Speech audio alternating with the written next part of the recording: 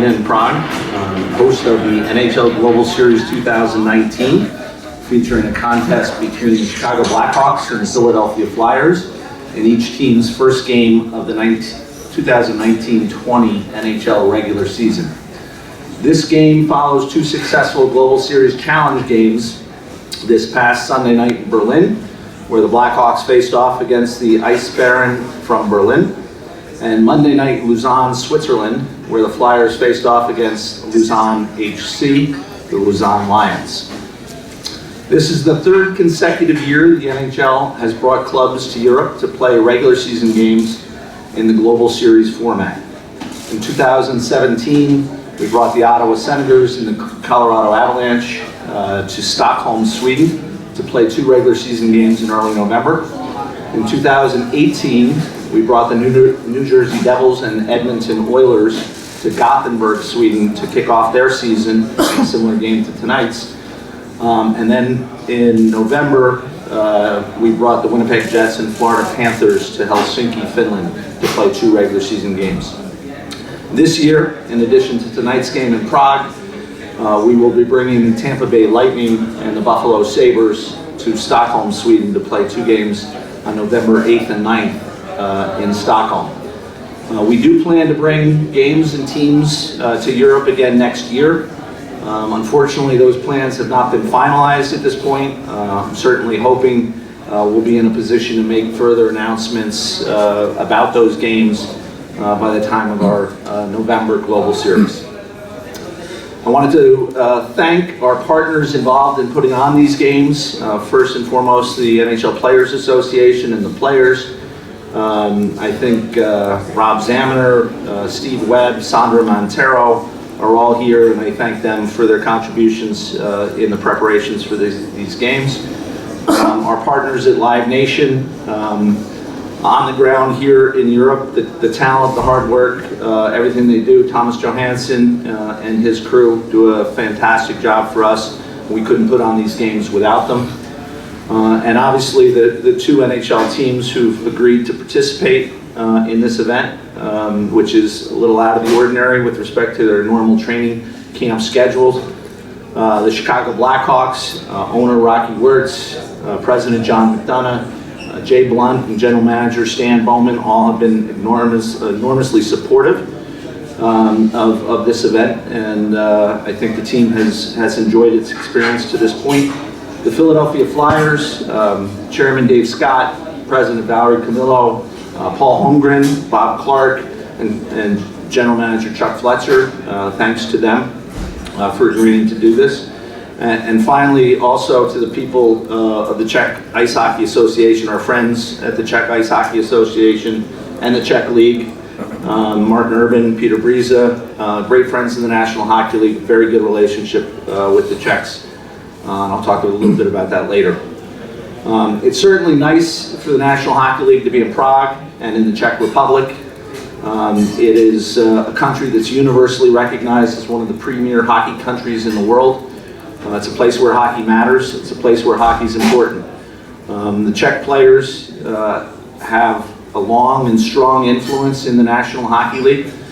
Two of the greatest players ever to play in the National Hockey League and really ever play the game hail from the Czech Republic, both of whom I think will be in the building tonight. Goaltender Dominik Hasek, through a long NHL career where he played for 4 NHL teams. Dominik won 2 Stanley Cups in 2002 and again in 2008. He also helped bring the gold medal back here to Prague on behalf of the Czech Republic in 1998 in the Nagano Olympics, which was the first Olympics in which NHL shut down its season to facilitate NHL player participation. He has won 6 Vezina trophies, and most recently was elected to the NHL, or the Hockey Hall of Fame. So we're really thrilled to have Dominik. He happens to be the ambassador for tonight's game, and special thanks to him, and tip of the hat for agreeing to do that. Obviously, we also have the legendary Jaromír Jágr, second all-time leading scorer in all of NHL history. Also a two-time Stanley Cup champion, also a gold medal winner with the 1998 Czech team. He's a five-time Art Ross Trophy winner, a one-time Hart Trophy winner, and obviously in the very near future, another Hall of Famer. We also have a number of prominent Czechs throughout NHL rosters today. As of this past Tuesday, when final NHL opening day rosters were submitted, we had 26 Czechs, including such prominent players as Jakub Voracek, who you'll all see in tonight's game with the Flyers, and again, a special shout out to Jake for being a special ambassador for this game. He's been a great representative of the league, of the Flyers, and I think he's proud to have the NHL here in Prague. David Pasternak from the Boston Bruins, Tomáš Hertl from the San Jose Sharks, and Jacob Vrana from the Caps, and I could continue the list. It's a long one. And the future of Czech hockey and Czech players in the National Hockey League continues to be bright. The NHL has a long-standing and productive player development relationship with the Czech Ice Hockey Federation. We do have a formal agreement that's expiring this year, but we, as recently as an hour ago, we're in talks with them with respect to the terms of an extension on that. And just to give people an understanding of how we support development in European countries, I think we had 16 players with Czech roots who signed NHL contracts last year. And in return for those players, we subsidized or sent more than $3.3 million back to the Czechs to support hockey development in this country. Finally, before I take questions and to set a historical perspective, this will be the fifth regular season NHL game played in Prague, all on the O2 Arena. In 2008, the New York Rangers and the Tampa Bay Lightning played two games here at the O2 Arena, with the Rangers winning both games in close 2-1 matches. 2 years later, in 2010, the Boston Bruins and the Phoenix Coyotes split a two-game regular season series here in Prague. And as some of you may remember, the Bruins went on that season to win the 2011 Stanley Cup in an exciting 7-game final series against the Vancouver Canucks. With respect to these two teams here tonight, the Chicago Blackhawks and the Philadelphia Flyers, this will be Chicago's third regular season game played outside of North America. In 2009, the Blackhawks split a pair of regular season games with the Florida Panthers in Helsinki, Finland, and then returned home and went on to win the 2010 Stanley Cup Championship, which was the team's first Stanley Cup Championship in more than 40 years. For the Flyers, this is an entirely new experience. The team has never played games outside of North America before, and this will be their first regular season game in the Czech Republic, not only in the Czech Republic, but on European soil. So in conclusion, I wish both teams the best of luck tonight and throughout the upcoming season, and knock on wood for both of them, their playoffs. I hope everyone enjoys the game, and with that, I'm happy to take questions. Okay, as a reminder, please raise your hand if you have a question for Bill. We're going to start on the right side, third row, Matt. Hi, Bill. What's it mean to you when you see guys like Voracek and Camp enjoying this event so much, getting to play in front of their local fans here in their home city? I think it's a real generator of interest, and that's one of the things we do when we look to put these games together is to look for fits with teams who might have an interest in participating and for particular reasons. And obviously having players who hail from the native country, being able to come home and play in front of their home fans and really enjoy it and be proud of that experience is great for the game. It's great for the build-up of the game, the promotion of the game, and the execution of the game. And so it's great we have Czech players on both teams, and hopefully they enjoy the experience. Right side, third row. Hi Bill, Peter Hikom, NHL.com/SV. What do you anticipate for the global series in Stockholm? Well, we're very gratified again with the response we've gotten in Stockholm. We're going to have two sold-out games. There's a very, very high level of excitement. One of the things that is interesting, because I've been around the league for a long time, is we obviously took a period of a couple of years and didn't bring games to Europe. And when we came back, the response of the European fan base to buying our games and wanting to attend our games has been off the charts. And that was true again this year in Stockholm when we put tickets on sale for the Tampa Bay Lightning and Buffalo Sabres. They were sold almost immediately. Again, it shows the strength of hockey in Sweden, and to some extent the strength of the National Hockey League in our brand. So we're really looking forward to successful 2 games in Sweden. Back right. Mr. Daly, you said plans for the Global Series next year are not finalized yet, but can you say something about Germany? Will Germany maybe get a regular season game this time after being awarded 2 exhibition games the last couple of years? If I was able to announce something, I would announce something, so I'm not going to say I have anything that I can share with the group. Obviously, what I'll say is our experience in Germany in the last few years has been fantastic. The crowds in both Cologne last year and then in Berlin this year were unbelievable. A really great experience. I mentioned the meeting with the Czech Ice Hockey Federation before this meeting. Went out of my way to say what a great crowd it was in Berlin. It was a really special experience. It's not traditional North American experience. It's a different, unique sport experience in Europe and in particular in Germany, and it was fantastic to be part of. So, you know, we believe in the German market. You know, I mentioned in the pregame press conference in Berlin, I think the German Ice Hockey Federation and the German League are doing all the right things to make the game strong in Germany. So I think the game has a bright future in Germany. I'm sure that means at some point in time there'll be NHL regular season games in Germany. Right side, second row. Martin Langer, NHL.com Czech edition. Bill, how do you personally enjoy Prague? And the second question is Slovakia, does Slovakia come in question for next year, at least for the Global Series Challenge? Prague is one of my favorite European cities, always has been. I've been fortunate enough to travel here a number of times, including to the World Championships when they were hosted here, but also to the games that we've played in Prague. So I've had great Prague experiences. It's just a beautiful city with a rich history, rich tradition, rich culture, very friendly people. So my experience in Prague has been very positive. I think both teams would say the same. Their experiences here have been very positive. As a matter of fact, I know that at least from the team management standpoint. With respect to Slovakia, I'd put that into kind of the German question category. You know, obviously a place that hockey is strong and hockey can be successful, and certainly would be on our long list to explore at some point in time, but I really can't get more specific than that. Left side, first row.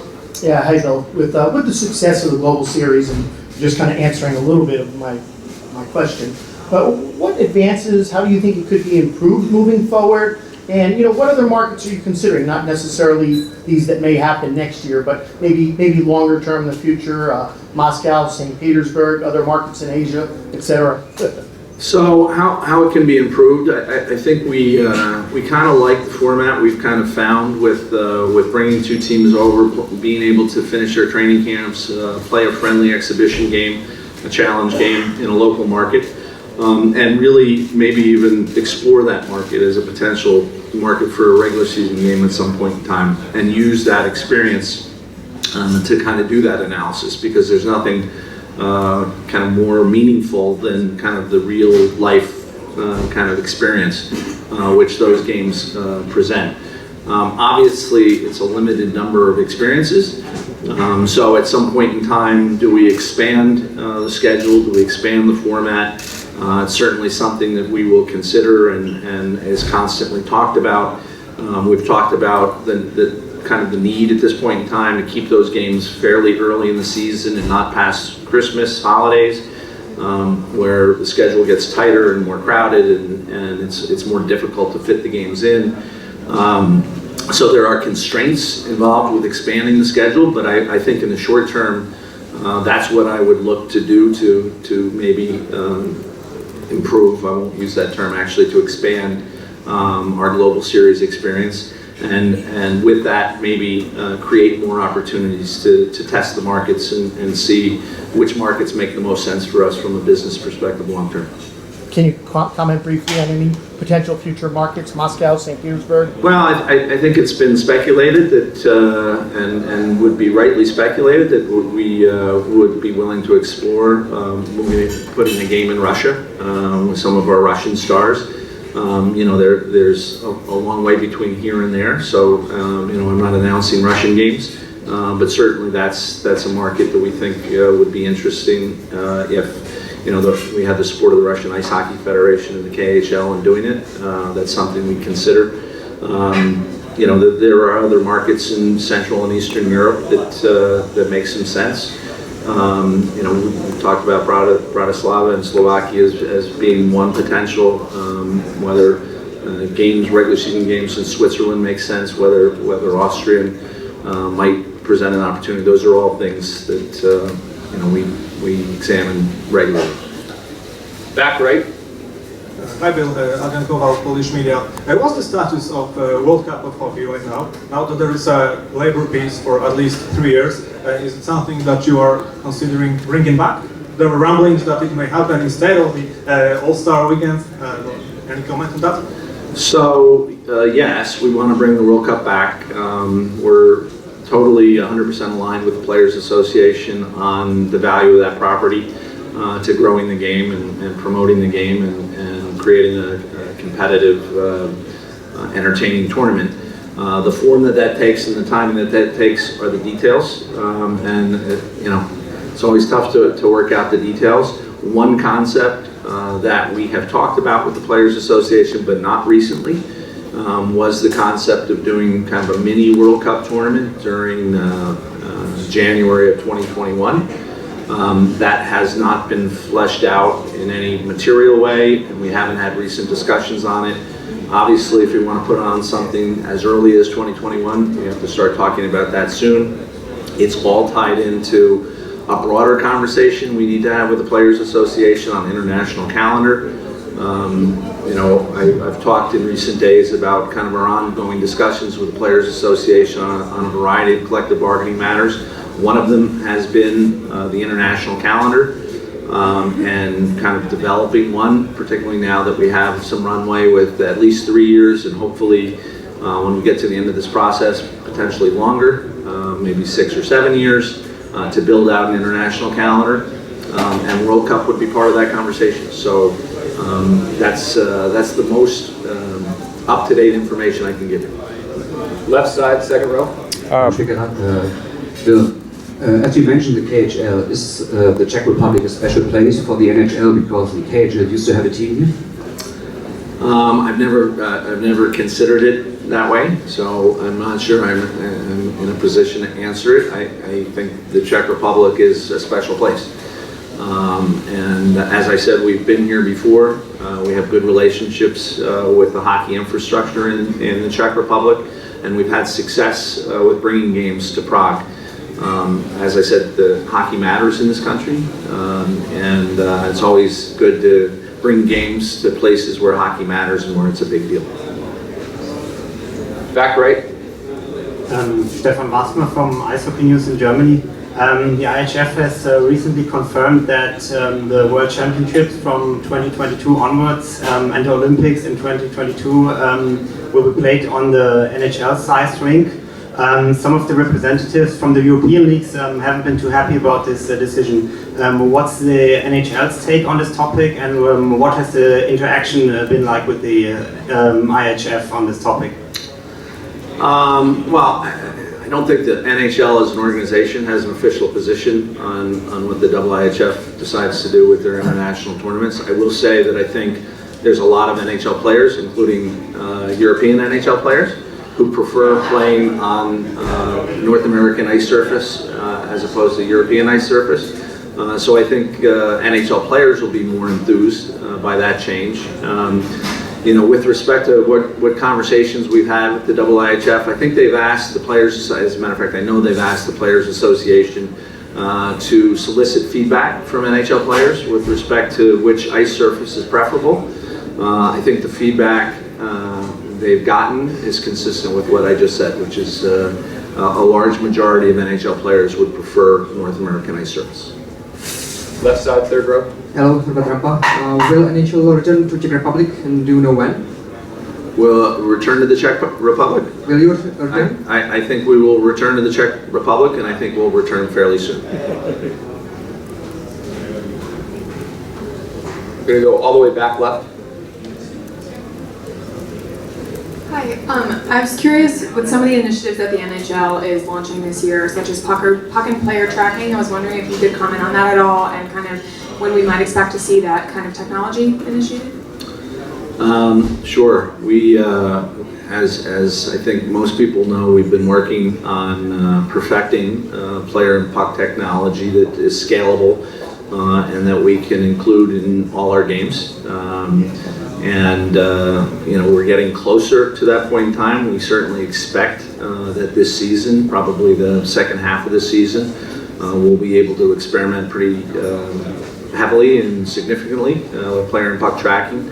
And there may be some outward-facing elements to that. Certainly, starting at the All-Star game, you'll see player and puck tracking. We hope to have it up and running in complete form by the Stanley Cup playoffs.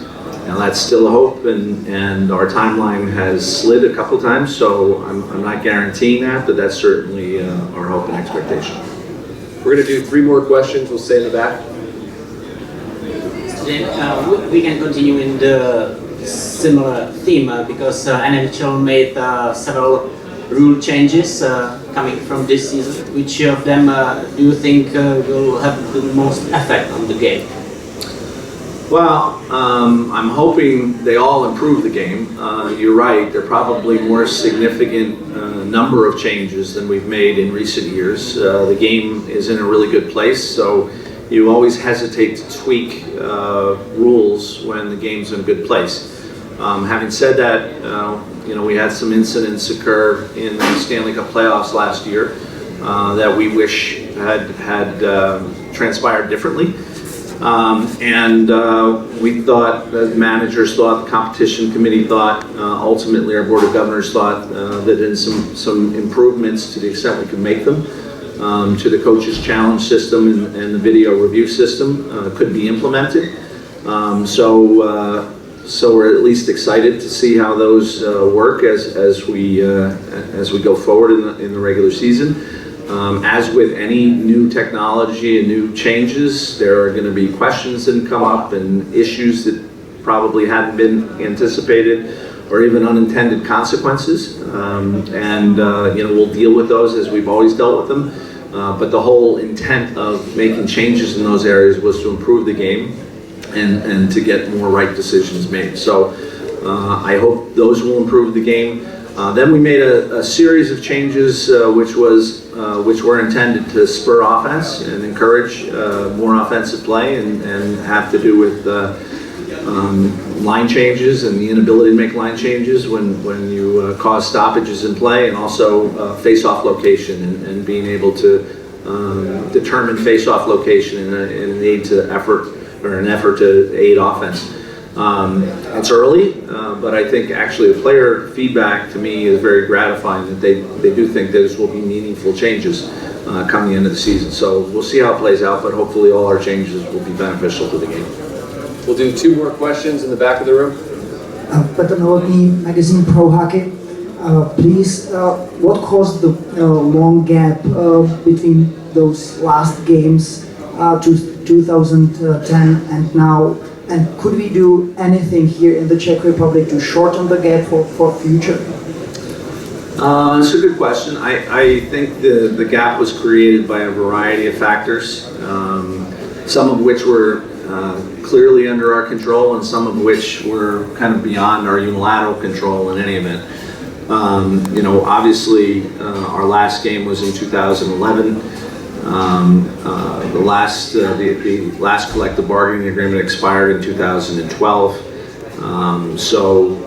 It was a situation where there was labor uncertainty, and as it turned out, we ended up having work stoppage in advance of the 2012-2013 season. So had we planned the game for 2012, we would have had trouble executing the game. in 2012.